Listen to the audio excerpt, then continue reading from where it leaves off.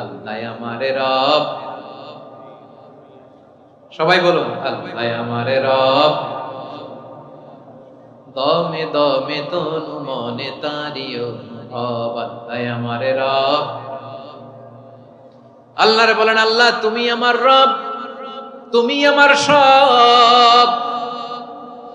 আল্লাহ আমি ছাড়া এই জমিনে তোমার গোলামের অভাব নাই, তুমি ছাড়া আমার দ্বিতীয় কোনো রব নাই।